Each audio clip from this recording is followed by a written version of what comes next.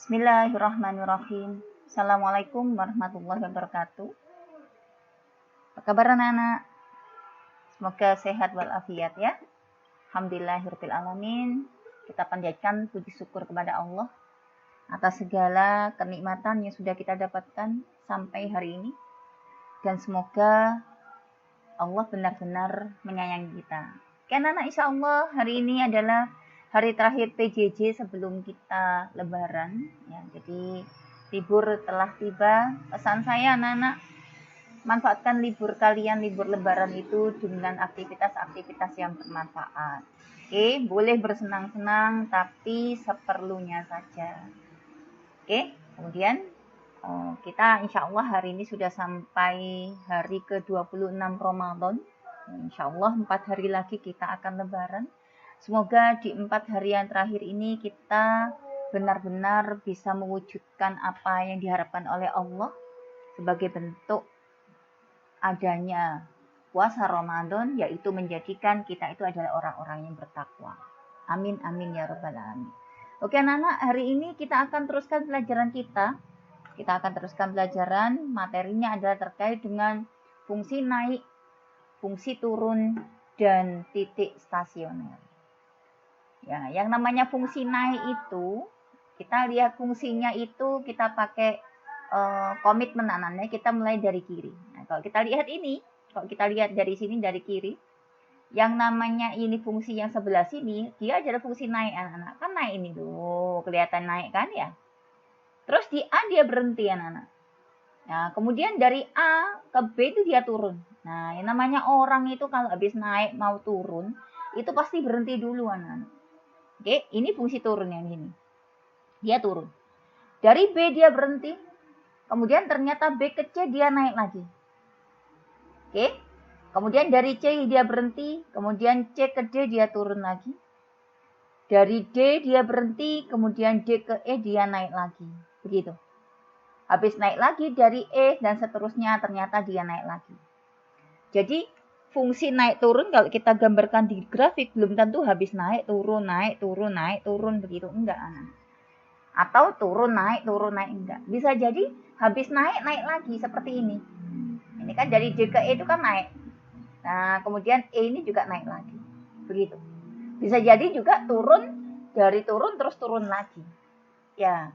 Semoga iman kita enggak turun dan turun lagi nak ya. Kalau hari ini selama setahun pandemi ini iman kita turun, semangat kita berjuang itu turun, maka semoga kedepannya tidak turun lagi.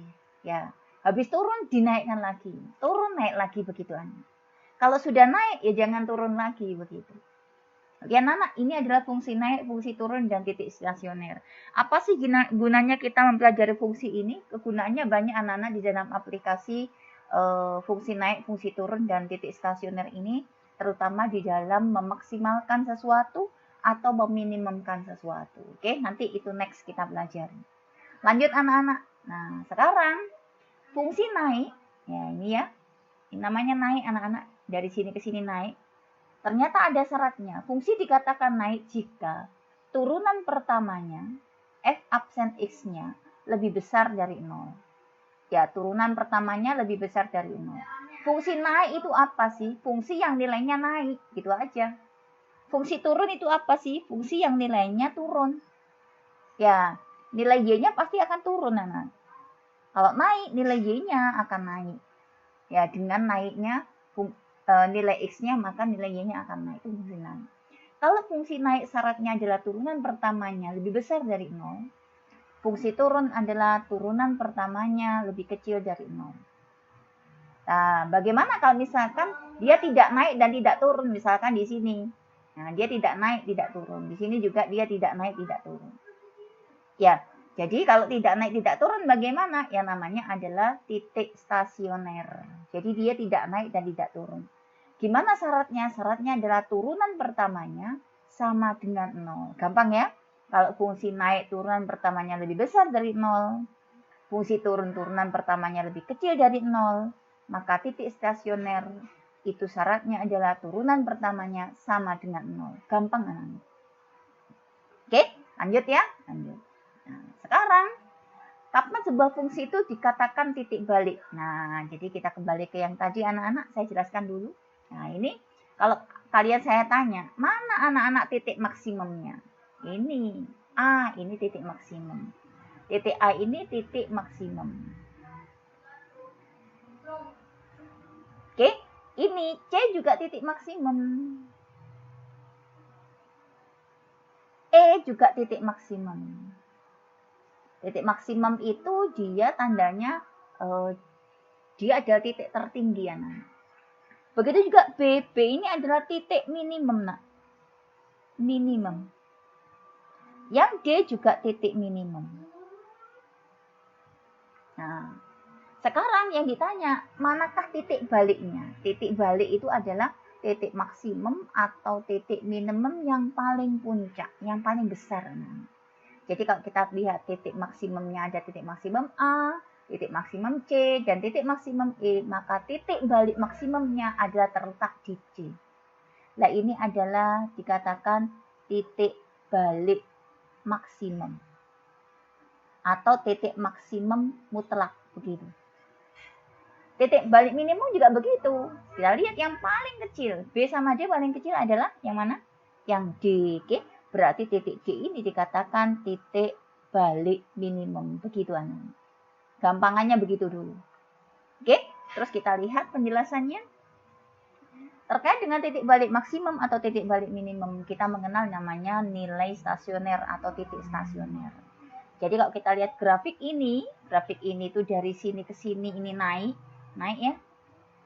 Oke, kemudian berhenti di A, kemudian dari A ke B ini turun.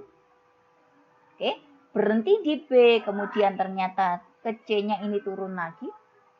Sampai titik ke C, kemudian dia naik lagi. Begini anak. Oke, yang namanya titik balik maksimum, kita lihat titik tertingginya ini 1, 2, ya.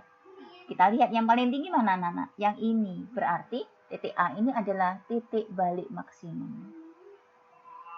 Oke, A sama B sama-sama titik belok. Cuma kalau B ini titik belok lokal, titik belok yang tidak maksimum begitu. Jadi yang masalah dikatakan B di sini adalah titik belok.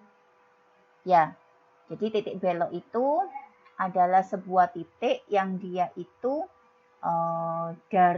bisa dari turun ke turun lagi atau dari naik ke naik lagi. Nanti kita jelaskan anak-anak ke depannya. Oke. Kemudian kita lihat titik minimumnya mana? Ternyata titik minimumnya ada di sini cuma satu, cuma C doang. Berarti di sini dikatakan dia adalah titik balik minimum. Oke? Ngerti ya anak-anak ya? Insya Allah ngerti. Dan semuanya ini adalah titik balik anak-anak. Cuma titik balik maksimum A, ini titik balik biasa. Oke? Ini titik balik minimum. Jadi kalian harus tahu. Nah, titik balik ini dikatakan titik stasioner. Ya, sehingga ketika A, B, C adalah titik stasioner, kita pastikan bahwasannya turunan pertama di sini, dan di sini adalah sama dengan 0. Oke? Mengerti ya? Kita coba soal-soalnya anak-anak. Nah, kita ini sudah saya siapkan soal 4. 1, 2, 3, 4. Nanti abjad yang lain bisa dicoba ya. Kita coba nomor 1. Diketahui fungsi fx adalah 2x kuadrat 2x pangkat 3 min 9x kuadrat ditambah 12x min 3. Ditentukan dari turunan pertama dari x. Ya, masih ingat ya? Kita cari dulu turunan pertamanya. Turunan pertamanya kita tulis dulu fungsinya 2x pangkat 3 min 9x kuadrat plus 12x min 3. Oke, kita turunkan anak-anak. Masih ingat ya turunannya ya? Kita turunkan. 2-nya diem. X pangkat 3 kita turunkan. 3-nya turun. X pangkatnya dikurangi 1, 2. Oke? Min 9-nya diem. X pangkat 2 kita turunkan. 2-nya turun. X pangkatnya dikurangi 1, 2 kurangi 1 adalah 1. Ditambah 12x kita turunkan, x-nya hilang, masih inget ya? Min 3 kita turunkan karena nggak ada x-nya, dia 0. Berarti turunan pertama dari fungsi itu adalah 2 kali 3 adalah 6x kuadrat. 9 kali 2 adalah 18x. Oke? ditambah 12. Ini anak. Kemudian yang B ditanya. Ini adalah pertanyaan yang A. Yang B, interval di mana fungsi itu naik dan fungsi itu turun. Nah, kita cari. Masih ingat kan? Fungsi dikatakan naik jika fungsi naik jika turunan pertamanya lebih besar dari 0. Nah, mana turunan pertamanya? Ini kan berarti 6x pangkat 2 min 18x plus 12 lebih besar dari 0. Oke? Supaya lebih sederhana, saya bagi dengan 6 ya nak ya. Saya bagi dengan 6. Kita coba bagi 6 dulu. Berarti dia adalah dibagi 6x kuadrat. Min 18 dibagi 6 adalah 3x. 12 dibagi 6 adalah 2. Nah, masih ingat kan? Pertidaksamaan bentuk kuadrat seperti ini harus dijadikan sama dengan dulu tandanya. Oke, kita jadikan sama dengan dulu. X kuadrat min 3x plus 2 sama dengan 0. Yuk kita faktorkan anak-anak. Kita faktorkan. Ini X, ini X. Oke. X kuadrat, X kali X. Kalau dikali dia 2, kalau ditambah dia min 3. Ya, min 2 sama min 1 ya.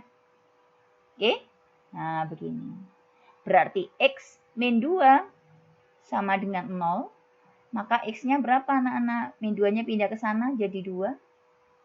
Satunya X min 1 sama dengan 0, berarti X-nya sama dengan min 1-nya pindah ke kanan, dia jadi 1. Berarti titik-titiknya di garis bilangannya, kita bikin garis bilangan dulu. Masih ingat ya kelas 10 ya ini ya. Nah, kita bikin garis bilangan. Kita punya titiknya 2 dengan 1. Lebih duluan mana? Lebih kiri mana? 1 dengan 2? 1 ya, karena 1 lebih kecil ya. Berarti kalau kita pakai garis bilangan dengan titik-titik yang seperti ini, nah, maka duluan mana? Duluan angka 1. Misalkan 1-nya di sini, 2-nya di sini, anak-anak. Nah, begini. Oke? Nah, kemudian kita coba. Tadi dikatakan gimana, anak-anak? Fungsi itu naik jika nilainya, turunan pertamanya lebih besar dari 0. Oke? Jadi di sini kita punya titik-titik stasioner, anak-anak, ini namanya. Nah, titik stasioner. Saya kasih ini. Gini. Jadi kita punya daerah, ini adalah daerah 1 di sini. Ini adalah daerah 2 di sini. Ini adalah daerah 3. Nah, dicari. Ya, daerah 1 dia itu naik apa turun? Daerah 2 dia naik atau turun? Daerah 3 dia naik atau turun? Oke, dengan cara apa nyarinya? Nyarinya gampang. Nyarinya pakai aja titik yang ada di sini. Ya, misalkan kita punya turunan pertamanya adalah ini ya tadi ya, 6x kuadrat min 18x plus 12. Oke, saya ambil titik di sini. Nah, di sini ada angka berapa sebelum angka 1, angka 0 ya. Nah, kita cek pakai 0. Kalau x-nya saya masukkan 0, maka turunan pertama dari x sama dengan 0 adalah 6 dikali 0 kuadrat dikurangi 18 dikali 0 ditambah 12. Hasilnya berapa ini? 12. Nah, masih ingat kan? Kalau turunan pertamanya lebih besar dari 0, karena kita menemukan 12, maka dia pasti naik. Ini naik, anak-anak. Nah, di sini naik dia. Oke, sekarang kita ambil titik antara 1 dengan 2. 1 dengan 2 itu adalah 1,5 ya, 3/2. Kita coba 3/2. Maka turunan pertama dari 3/2 adalah 6 dikali 3/2 kuadrat.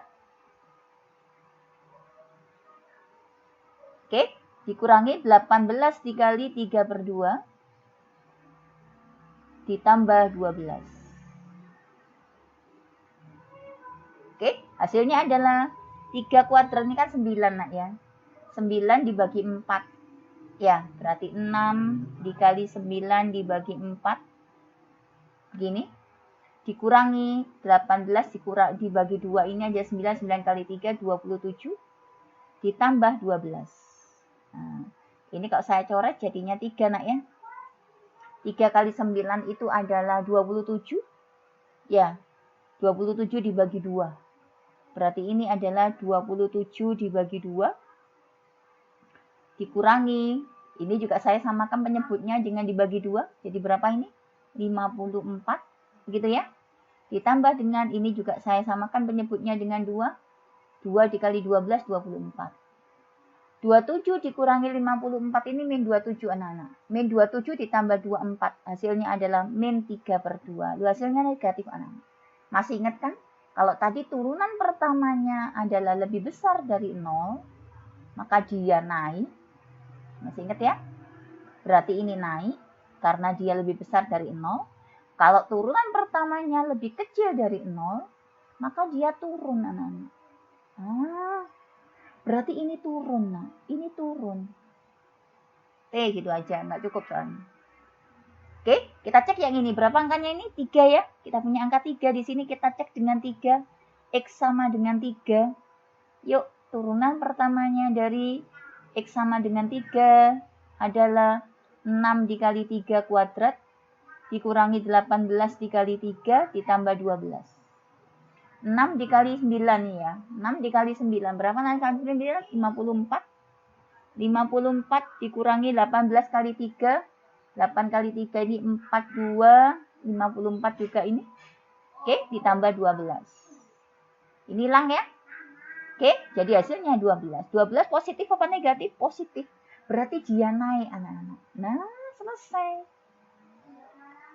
Oke, jadi dia fx itu naik pada interval yang mana naik? Ini sama ini ya. Jadi X lebih kecil dari 1 sama X lebih besar dari 2. Titiknya di sini anak. 1 dengan 2 ini. Berarti X lebih kecil dari 1 atau X lebih besar dari 2. Kemudian Fx dikatakan dia turun pada interval. Oke, turun di tengah ya. Jadi dia diapit antara 1 dengan 2 ya. Berarti X-nya diapit antara 1 dengan 2. Selesai anak-anak. Bisa ya? Bisa, insya Allah bisa. Oke, mungkin itu saja anak-anak untuk hari ini. Terima kasih atas perhatiannya. Assalamualaikum warahmatullahi wabarakatuh.